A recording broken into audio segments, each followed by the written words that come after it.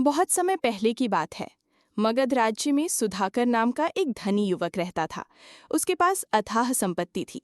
सोने चांदी के बर्तन, रेशमी वस्त्र, सुगंधित इत्र, हाथी घोड़े और सेवकों की भरमार। सुधाकर का जीवन भोग विलास में डूबा हुआ था। उसे दुनिया में सबसे बड़ा सुख सिर्फ इंद्रियों की तृप्ति में दिखाई देता था। हर रात रंग बिरंगे दीपकों से सजे उसके महल में नृत्य संगीत होता। स्त्रियां राग गाती, सेवक शराब परोसते और सुधाकर हंसता नाचता झूमता रहता। लेकिन किसी को ये नहीं पता था कि इस बाहरी शोर के भीतर एक खालीपन धीरे धीरे उसे खा रहा था। एक बार एक बड़े उत्सव से लौटते समय उसने देखा कि एक वृद्ध भिक्षु रास्ते के किनारे ध्यान में बैठा है। चारों ओर अंधेरा था, लेकिन भिक्षु की मुद्रा में गहरी शांति थी। सुधाकर ने उसका मजाक उड़ाते हुए कहा, हे वृद्ध, तुम अंधेरे में क्यों बैठे हो? जीवन तो प्रकाश, संगीत और सौंदर्य में है। तुम्हारी ये साधना व्यर्थ है।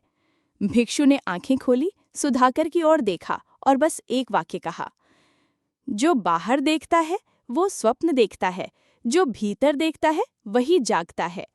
सुधाकर चौंक गया। पहली बार किसी ने ऐसा कुछ कहा था जो उसकी आत्मा तक पहुंच गया। उस रात वो सो नहीं पाया। महल में संगीत था, रागिनी थी, लेकिन उसका मन अब विचलित हो चुका था। कुछ दिनों बाद वो अपने सेवकों को सब कुछ सौंपकर चुपचाप श्रावस्ती की ओर चल पड़ा। उसे बताया गया कि वहीं भगवान बुद्ध अपने शिष्यों को उपदेश दे रहे हैं।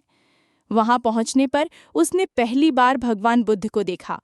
शांत, स्थिर, तेजस्वी। न कोई आडंबर, न कोई दिखावा, बस एक दिव्य ऊर्जा जो सबको खींच लेती थी। बुद्ध ने कहा, मन ही सबका कारण है। यदि मन शुद्ध हो जाए तो दुख मिट जाते हैं। सुधाकर ने वहीं घुटनों के बल बैठकर कहा, हे तथागत, मेरा जीवन व्यर्थ चला गया। मुझे दिशा दीजिए, मुझे जागृत कीजिए। बुद्ध ने उसकी ओर देखा, मुस्कुराए और बोले, सुधाकर, जब तुमने स्वीकार कर लिया कि तुम सोए हुए थे, तभी तुम्हारी नींद टूट चुकी है। अब तुम्हारा नया जीवन शुरू है।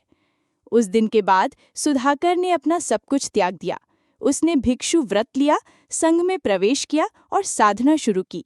वो दिन भर ध्यान करता, प्रातःकाल गांव-गांव जाकर भिक्षा मांगता, बीमारों की सेवा करता और रात्रि में ध्यानस्थ हो जाता था। जहाँ पहले वो सैकड़ों सेवकों को आदेश देता था, अब वो दूसरों के चरण धोता था। जहाँ पहले वो भोगों में डूबा हुआ था, अब वो सेवा और संयम में रम गया था। वर्षों बाद वही सुधाकर एक महान तपस्वी और कर्मयोगी भिक्षु के रूप में विख्यात हुआ, जिसकी वाणी लोगों के हृदय को छू जाती थी